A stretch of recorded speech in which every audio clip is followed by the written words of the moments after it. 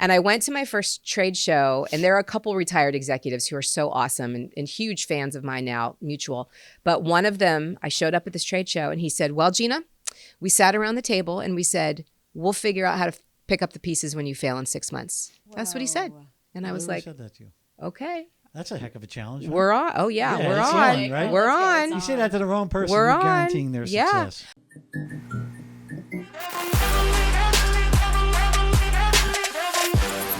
Hey everybody, welcome to the show. So before I met today's guest, Gina Schaefer, she was described to me as, I'm going to quote, a badass woman entrepreneur who has a bunch of Ace Hardware stores and has a great story.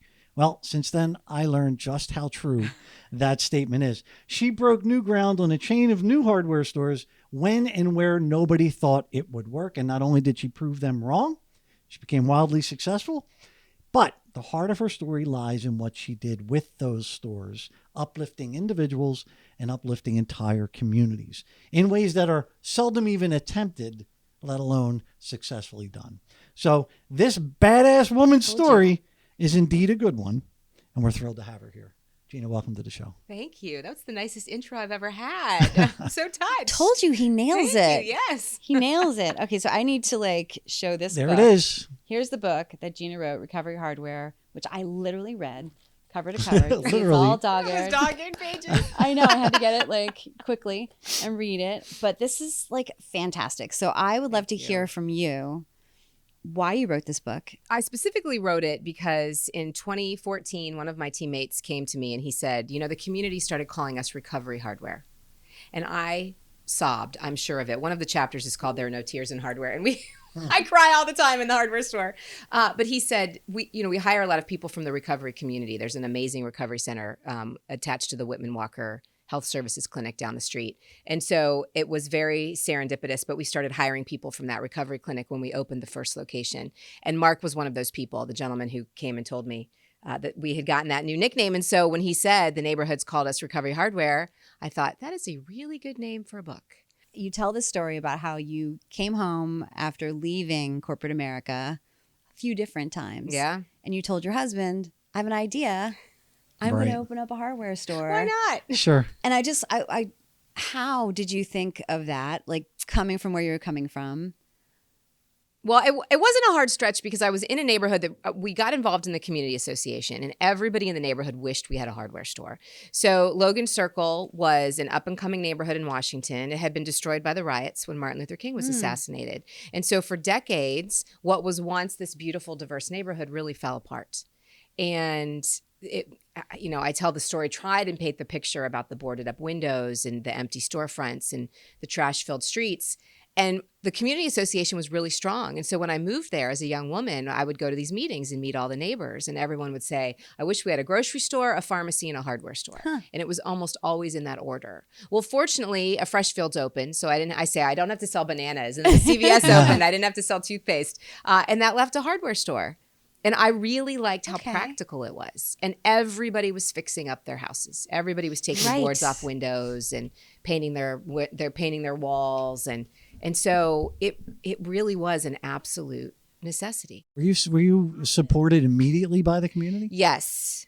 That community was so incredible. And my glass is always 3/4 full if you haven't figured that out. And I always joke that the day we opened, there was a line around the block and the cash register, and I always do this, the cash register never stopped running, which is not true at all. Right. But the people from that community association were wonderful. I mean, every time we opened in the morning, there were people waiting because they were fixing up their houses. And I lived in that neighborhood for several years. Mark bought a condo there too before we got married. And then we stayed in the neighborhood married until it got to the point where I would joke that I had to walk to work a half an hour early because people would come out of their houses to ask me hardware questions. And so I couldn't get to the store on time. And so finally I was like, I need to move to a different neighborhood so that my walk is a different walk and nobody knows the hardware lady. But I love the story too, how you actually got into this hardware, the Ace Hardware system. Yeah. Which is always also cool. It was almost by accident, not by accident, but how would you describe how that actually happened? Because well, I always say that my story started with a layoff and a lie. So I was laid off from the tech job. It was my third layoff in 4 years. And then the new business development guy. So Ace Hardware was a cooperative, they've been an amazing partner. although we had a rocky start. The new business director told me to sign my lease before I was approved to be part of the co-op. And I think he knew they weren't going to approve me. They didn't like Logan Circle. You know, the demographics in Logan Circle weren't good because nobody lived there. And there was no good census data to say that there were people making a good living who were living in this neighborhood with fancy up and coming houses. So Ace Hardware probably would not have opened a hardware store there. No, and and so what that happened? guy lied to me. He told me to sign a lease, and I signed a lease. How does that help him? They're legally binding agreements. I don't know. I think I've never seen him since. I don't remember what he looks like, and I owe so much of my story to him. Yeah. Sometimes when I'm giving a speech, I wish that somebody in the back of the room would be like, "That's me, I'm Richard." Hey, come on out. Yeah, come see me. Yeah, come see us. But I think the new business development guys were probably getting commissions at the time. Okay. And I think he assumed that if I signed a lease, they would automatically let me join, which is what happened, but not until after they fired him. So they fired him. Yeah, he lost his job, which is why I don't remember what he looks like. So I how never did you saw get him in? again. What happened? Well, they said, you've signed a legally binding agreement. And I went to my first trade show, and there are a couple retired executives who are so awesome and huge fans of mine now, mutual. But one of them, I showed up at this trade show, and he said, well, Gina, we sat around the table, and we said, we'll figure out how to pick up the pieces when you fail in 6 months. That's what he said. Whoa. And I was like, said that to you. okay. That's a heck of a challenge. Huh? We're on. Oh, yeah. Yeah, we're it's on. on, right? We're Let's go. on. It's You say that to the wrong person, We're you're on. guaranteeing their Yeah. success. I gave a speech to a group of female auto mechanics a couple years ago, and you want to talk about badasses. I mean, 3% of the auto mechanics in the United States are female. And I decided, you know how everyone names their cars? I decided I was going to finally name the chip on my shoulder, and I made that part of the presentation. And fortunately, it landed well because I shouldn't admit that I had a chip on my shoulder for so long, but man, I did. Why wouldn't But you? that probably helped you, fueled you. Yeah. What was the name? Her name? Yeah. June. I named her June. I don't know why? why. Oh, you I don't wasn't know giving why. the speech in June, and I've never talked about her since in that way. Yeah. But I thought, I'm speaking to a bunch of people who work on cars. My cars have always had a name. So June is alive and kicking. Is she still there? She's gone. She's I gone? think she's gone. Really? Yeah. Or maybe she's a friend now more than a chip. Your book, what I love is each kind of chapter is sort of a love story for a different employee who came in. And what you always talk about is what they taught you. Yeah. And I really, really love that. But you also hired people that maybe other people potentially might not want to hire. And you just had this trust, you know? Like, can you tell us the story? I mean, I know Shane's probably the one you tell the most because he kind of started it all off. Celebrated 21 years clean on Saturday. Like, Oh talk my about my God. heart. Yeah. So Shane and I have a great story. So the Whitman Walker Addiction Services Clinic was down the street. It was one of the only businesses that was in Logan Circle after the riots. And we didn't have a huge population of people coming in and applying for a job. My very first employee, who I wrote about in the book, was Tommy. Yep. Tommy was in prison for 17 years. And talk about teaching me how to take care of customers. I mean, Tommy worked on the second floor in the nuts and bolts department, and we could hear him talking upstairs to a customer, and that customer would come down with a bag of like screws, and it'd be worth 20 cents. And they would have been upstairs half an hour talking to Tommy.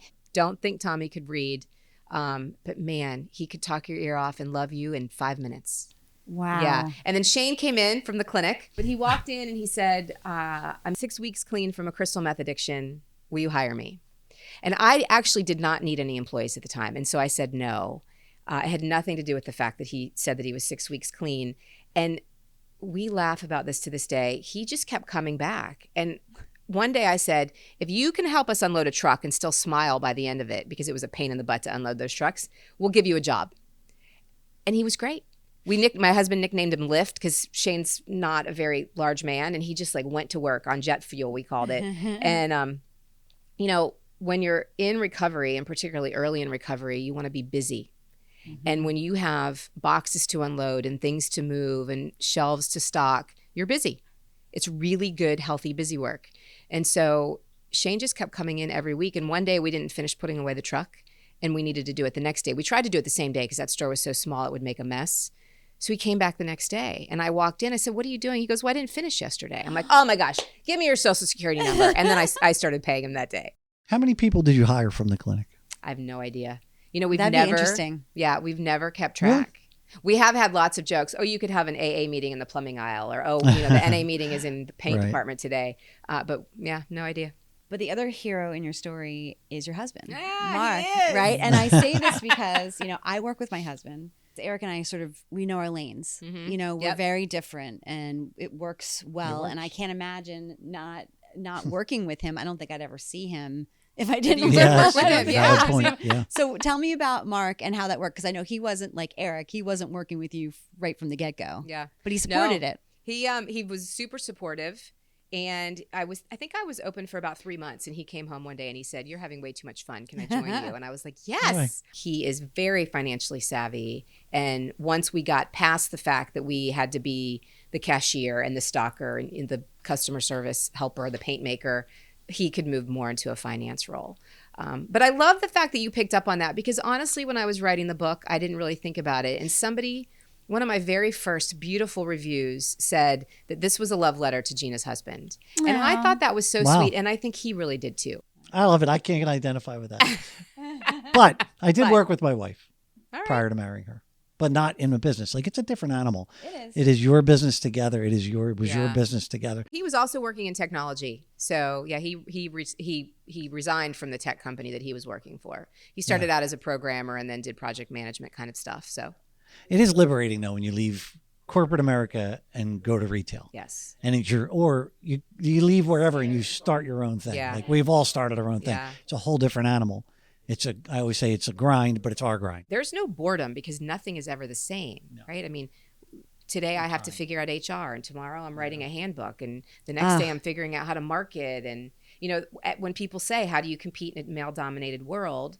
I jokingly say, aren't they all? And then I say, it doesn't matter what the industry is. If you can handle people and the numbers and the products that you're selling, you can just take that to any kind of business. And I think another part of it is just this like optimism that we all have. I know we all have it. Like, and it's almost like you have to just not think about the negative things that could potentially come up.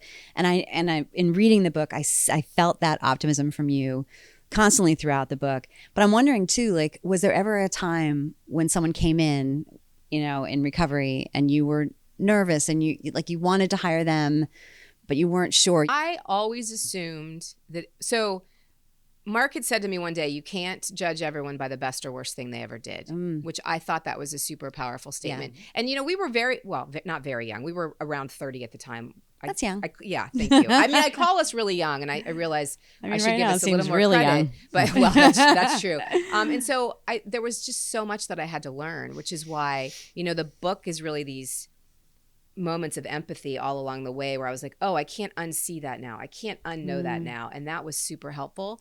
And I think that I trusted everybody as much as I trusted everybody. Like, I didn't distrust you because you were in recovery versus somebody else. I'm sure I tell the story in the book, but the first person that stole from us was not in recovery and had a college education and had parents that owned a business. Like, anybody is capable of doing something. But you just kind of intrinsic. Was it your parent? Like, how come you just trusted like that? No, I had a guy once who I love. I did do his radio show, Everything Co-op, and Vernon said, "You lead by cheerocracy," and I'd never heard that word before, and I was like, It's kind of like me.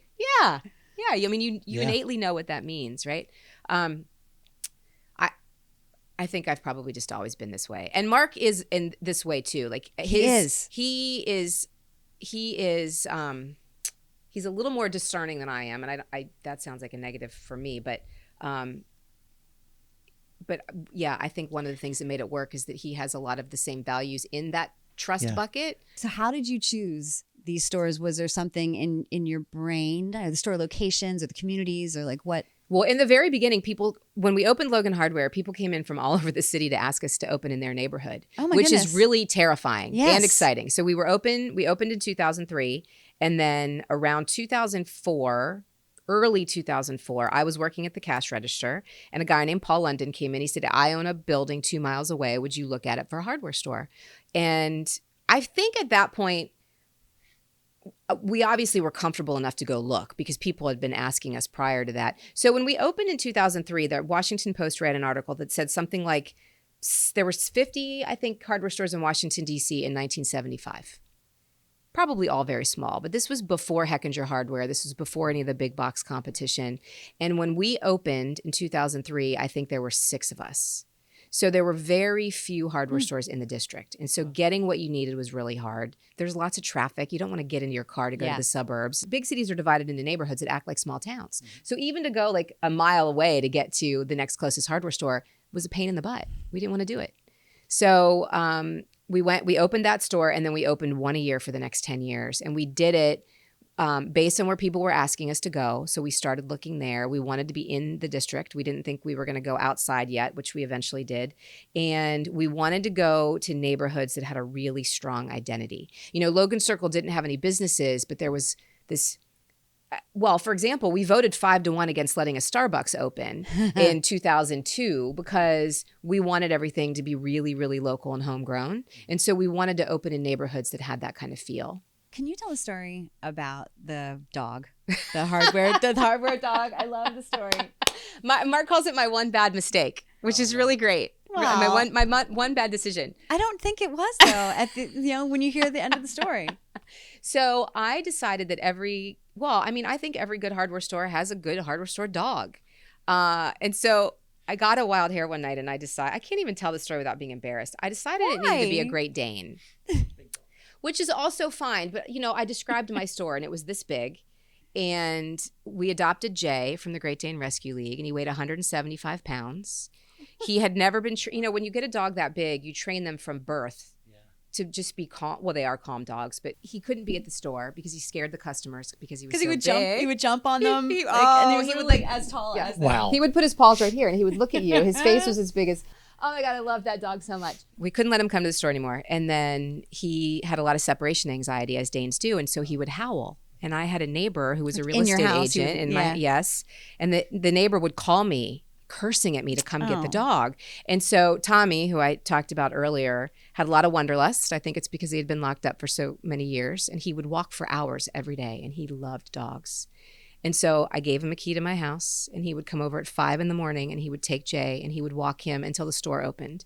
And then he would come back after his shift to the house and take Jay for like 3 or 4 more hours. And finally he said, "When are you going to give me my dog?" Yeah. That had to be sad, but also happy. It was very bittersweet, but it also meant that Tommy lived with his elderly mother who adored him. And so she had company all day. She would sit on her sofa with curlers in her hair and a warm beer. This is always how I remember Mrs. Carter.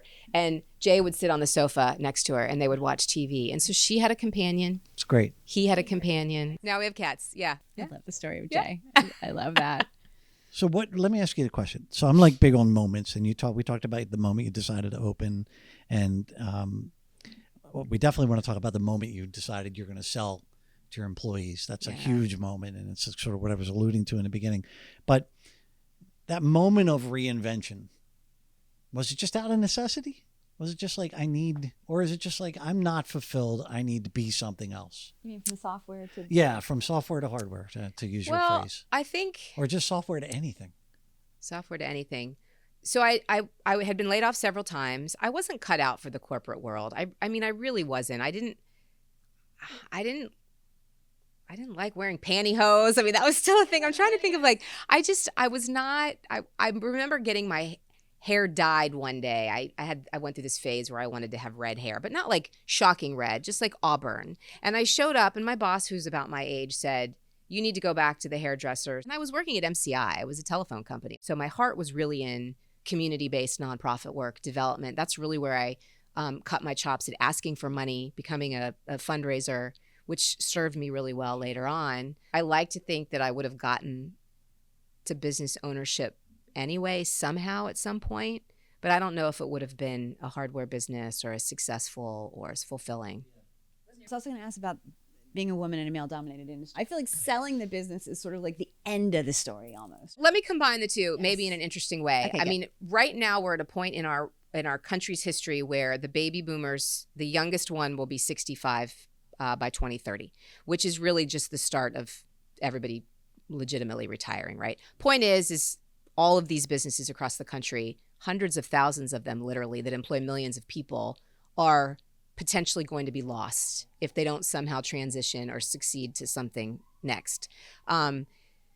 There is a lot of research that's been done about family-owned businesses in particular stopping because there's not a daughter there's only a daughter and the daughter doesn't want to take over, or it's not passed down through the female generations of the family. And then there's also just it's not been talked about a lot throughout women entrepreneurial programs, women business ownership programs, how and why we succeed, or how we plan for our exit strategies, how we plan to succeed in our businesses, have a succession exit. One of the things that I really hope to do now that we have created a strong exit strategy is to be able to talk about it, particularly to other women business owners, because I don't think it's talked about a lot. So this is your exit strategy to sell the business to your employees. Correct. And then are you going to completely step out of the business at some point? Yeah. So right now we've sold 30%. So we chose the reason that I think the program that we chose, the process is so important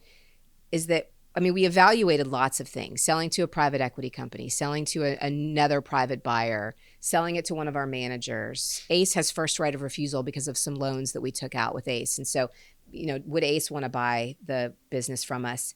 And we ultimately decided to sell it to our employees because in 2020, when the protests happened across the United States, those protests took the same path as the riots had when Martin Luther King was assassinated, which was right in front of my office. Oh my gosh. And so, I wasn't alive when Dr. King was assassinated, but I lived in a neighborhood where I saw the remnants of what had happened, and I saw that come back. And then all of a sudden, during COVID, businesses were being boarded up again, and my neighbors were closing, and all of these protests started. And it wasn't hard to imagine, like, oh my gosh, what if we go back there? And so one of my friends in the office used to joke, because I would hang out the windows when these protests were happening with like cowbells and signs and just like in solidarity, basically. And everybody wanted the same sorts of things that I think we were trying to build. We wanted generational equity and racial equality and gender equality. And we were always, I started fighting for higher minimum wages in 2011. And so Mark said to me one day, let's go out into the street with the protesters. He said, let's walk around the store and invite all of our customers and team to go march.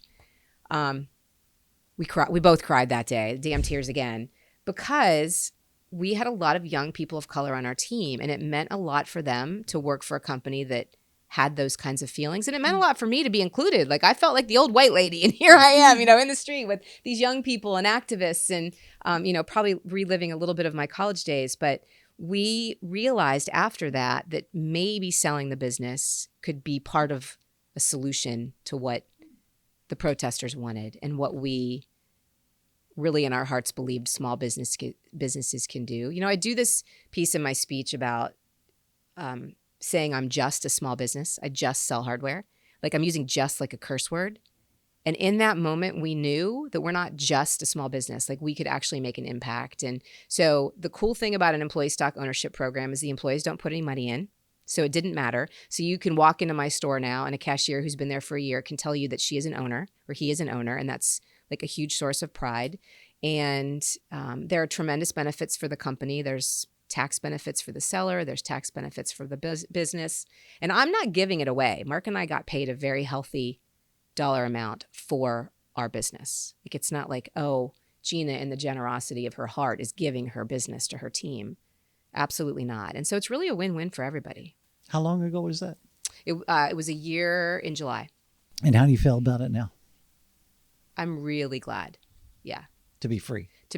I was ready. I was ready a couple years prior for a lot of reasons. And so I think, you start a business and generationally, or hardware stores are generational businesses, multi-generational, and most people, they don't leave. And so a lot of my peers thought I was crazy. Like, what do you mean you're retiring? Or what do you mean you're only doing this for 20 years? I'm like, I've given it 20 years. Isn't that enough? Yes. There's just so many things that I'm interested in and want to do that I also felt like the company deserved a CEO who still had big growth aspirations. Sure. And it's not that I didn't, but my heart wasn't in it.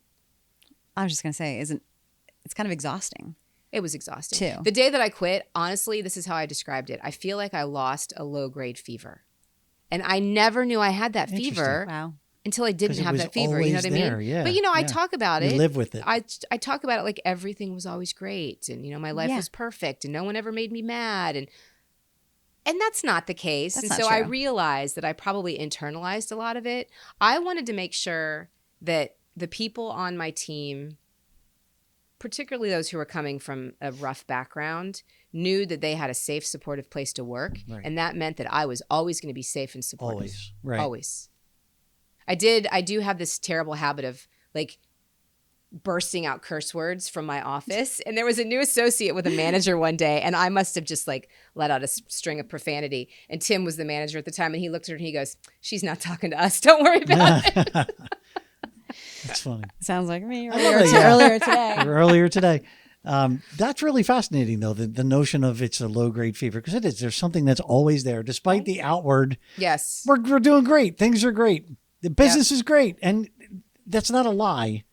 But it's like, it's great because of this low-grade fever that I didn't I'm realize I had. always worried about I it. love that. Do you think there was one great lesson that you learned that you could tell people who are trying to get into business at this point?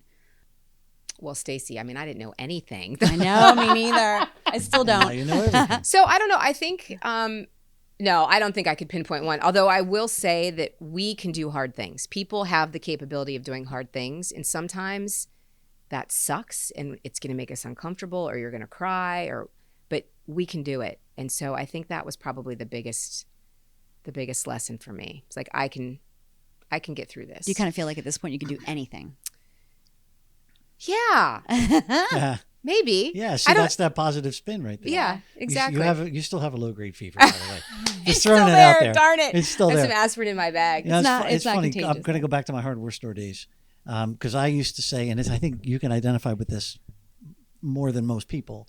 The one thing I always used to say at the hardware store is, nobody cares like the owner. Yeah. I said that over and over and over again because I own 2 stores. We talked about this, right? Yep. And nobody, even when I was an employee, I didn't care like I was. It's a like I different did when I was care. the owner. Yep. So now your employees are They're now the owners. owners. Their level of commitment. The fact that a cashier can just say, "I am an owner," Makes and when me she so wakes up in proud the when I morning and hear looks in that. the mirror, that changes everything for how she Yep. approaches her work. Yep. I love that idea. I love know. it. Thank you. It's You've fantastic. empowered so many people to have a level of pride that they never would achieve without you. Thank you. There's a lot there. Thanks. That has to feel pretty good. And one of my questions was, you probably always had this social impact quality about you. How did you see that change like through the years? Is it still the same? Is it different now? Are you going to do something different in order to impact, I don't know, the world? I don't think that it. Well, I think the change was that it got stronger. You know, my voice in some of the advocacy work that I've done got stronger over the years. I might have wanted to do it when I was 25, but I had the opportunity and knew how to do it when I was 35, and so that got stronger. The ability to raise money through the stores and through our community outreach and have more outreach partners was enormous. And then I will not. None of the folks that we hired was a charity hire. That's not what I mean at all. But we had the ability to impact a lot of lives that might not have had that positive. Well, I mean, Skippy was on house arrest when we hired him, and people don't think about this, but if someone is waiting on a court date and they're on house arrest or they've just come home from prison, the recidivism rate is like 70%. It's so high. And I would go back to jail too if I couldn't pay my rent, because I wouldn't want to sleep on the street. And so, we've created this cyclical problem in the United States by not allowing, I mean, it's still legal in, I think 12 states have not banned the box. And so it's still legal to not hire somebody if they're a felon, or to ask them, you're allowed to ask them if they're a felon, which automatically puts most people in the trash can, their resume. I don't know if it was Skippy or another one of your employees who you actually kept out of jail. He had a mandatory 11-year sentence. So, I mean, there was some sort of privilege going on here, but my husband Mark spoke to the judge and said, this man has waited 2 years for this court date. And in 2 years, he has brought millions of dollars in revenue to my business. He's managed 35 to 40 employees. I trust him with my life. My wife will have a nervous breakdown if you put him in jail. And we don't think that and he had at that point been clean and sober for 2 years. So he was a very healthy man. And the judge said, okay.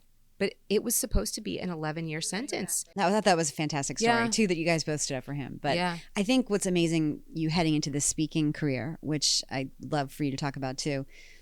is how you can speak to diversity and how important it is for a company to be diverse. Well, lots of studies have been done that prove that boards and companies with a diverse management team, leadership team outperform those that don't. So the statistics are in our favor. But just also a diversity of thought. I mean, when I think about the team, I tell the story of Mike, who's on my team, who was homeless right prior to me hiring him. He brought just a very interesting perspective to our team. And he was much older when we hired him, and his interactions with the younger guys on the team made a big difference in some of their lives, because he had been there, done that, and wanted to teach them how to not go there and do that. And they listened to him like a grandpa. And so... And Marcus. Marcus. Marcus, I'm telling you, I love this book. Marcus, I love the fact that so Marcus is awesome. You read about the bearded dragon. So Marcus Gabe is still alive and kicking, this darn bearded dragon. We had one too. So did? We're literally the same person. I'm just not as successful. So that is not true. Marcus, I did an intervention, and it was during COVID. So it was the only intervention I've ever done. And it was on Zoom, and I did not know what to expect. And somebody that Marcus and I both knew, who was also in recovery, said, "Will you please participate? We need to get Marcus into recovery." But Marcus wasn't always Marcus. No, Marcus was Mary. Yeah. So when I hired Marcus, Marcus was Mary. And she worked, she was, I love the visual. Marcus is African-American, and Mary at the time had green dreadlocks. And we always thought that was so fun, because she started working, she'd grown up in foster care and had a really rough life, but she started working in our plant department and just turned into this absolute plant fanatic. I mean, fanatic. No one would have ever expected it from this, young African-American woman with dreadlocks. I'm being very stereotypical, but she would agree with me. And then she got fired. She was like coming to work late all the time, and probably had already started drinking by that point. And she loved her job so much that she called every week and asked for it back. And finally, the HR director said, "I am so tired of you calling me. Report to duty on Monday at 7:00. And she worked with us again then.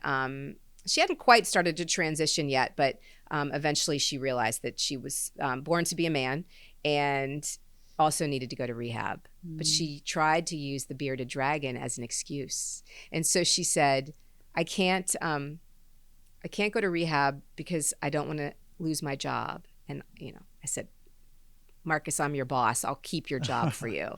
And then he said, I can't go to rehab because I have bills to pay. "Marcus, I'll pay your bills for you." And then he said, "I can't go to rehab because what am I going to do with Gabe?" And I was like, "Duh!" I like, now you're on the hook. I'll take of all three of the things. That was the hardest one for me to admit to. And I thought to myself, my husband's going to love this dragon. He's going to take care of this dragon. That's great. You knew it had a home.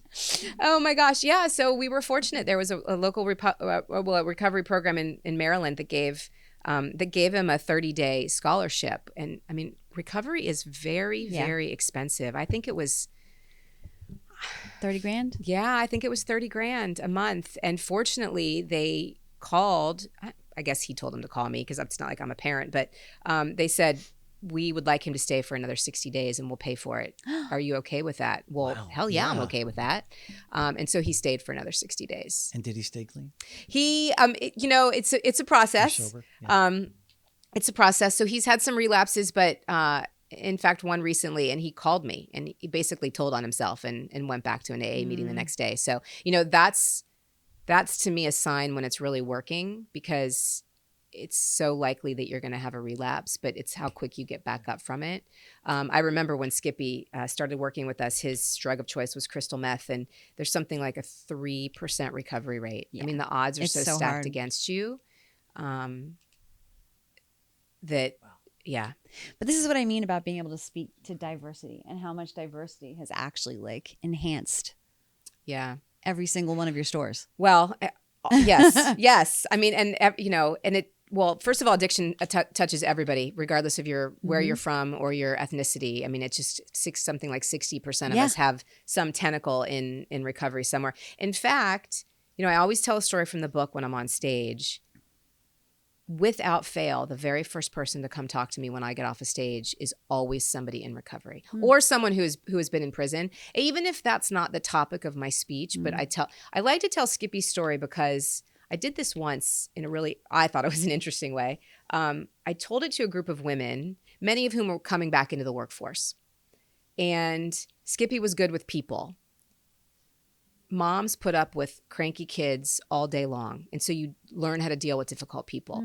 Skippy was really good with money. Moms deal with budgets. Skippy was really good at working 24 hours a day because that's when his clients wanted him to be available when he was a drug dealer. Moms deal with kids, especially crying babies, 24 hours a day. And if I tell the story from a drug dealer's perspective, people say, oh, you're nuts. Why would you hire him or her?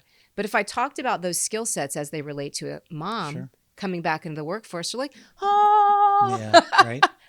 Isn't it that? Right. I mean, It's a just great- that yeah. reframe is incredible. Mike got a pair of shoes and started running and became an employee at my company because he was curious about a meeting someone sent him to. And when he said that to me, like, I was curious and I thought, when am I curious or am I not curious enough? And how am I learning this lesson from a guy who's lived on a park bench for 8 years? Wow. I can't make it up. I mean, this is why I cry all the time in the flipping hardware store. You strike me as somebody who has like guiding principles that you go by. Just Values, yeah. yeah, just certain things that you lean into. Maybe. What would be some of those? Just be nice. I mean, it's actually one of our company core values. I didn't say let's make it be nice, but I mean, I think genuinely people want to be treated fairly. They want to be respected. And I want people to be nice to me. So why wouldn't I be nice back? So what is next for you, Gina Schaefer? I know you're speaking. Lots of stage. I Lots know of you stages. have a gorgeous website that we'll send thanks. everybody to. I have had so much fun this year. Well, first of all, I took a public speaking class that I really loved. That was I've heard so much about this. Yeah, class. just life-changing, truly. The group of people that I met, the skills that I learned, the skills that I still have to practice. So that was really fantastic. And then I started working with, I call her my branding guru, just this woman who's really, really on top of her game when it comes to She's doing a good branding. job. Yeah. And she came out of the construction world. Her dad owned a lumber yard when she was growing up. So she worked in the lumber industry and then worked for Boise Cascade. And so she, I think, was the perfect person for me to choose to work with just because we speak a lot of the same language. So that's been really fun. And that engagement is going to end. We're going to put it on pause for the next couple months and just see like what I managed to do on my own without her goading me and helping me, just to see what that looks like, and then work on building some speaking engagements for next year. So how can people reach you, and what kind of speaking engagements how do can you they book want? you? Well, I speak to women in non-traditional female fields, or just female entrepreneurs in general. I would like to do more speaking in the succession planning exit strategy world, because right now, particularly, there's a lot of roll-up. There are a lot of PE buyouts, and I want small businesses to stay small and local. And so the more business owners know that an ESOP is an option, there's only 7,000 of us in the country. Most people don't know that it exists, Really? and they don't That's know small. how it works. Yeah. And it's kind of net zero now because a lot of them have gotten so big that they are then selling to private equity. And so Interesting. I'd like to speak more in the exit strategy, succession planning world. So I am on LinkedIn at Gina Schaefer. My website is ginaschaefer.com. It's kind of an annoying last name to spell, but I assume there'll be some show notes that'll show how to spell it'll it. be up on Have the it in screen. there. And then I'm also on Instagram at Gina Schaefer DC. Awesome. All right. Well, thank you so much. Thank you. This has Thank you, been Gina. wonderful. Thank you. And thank you guys. Thank you.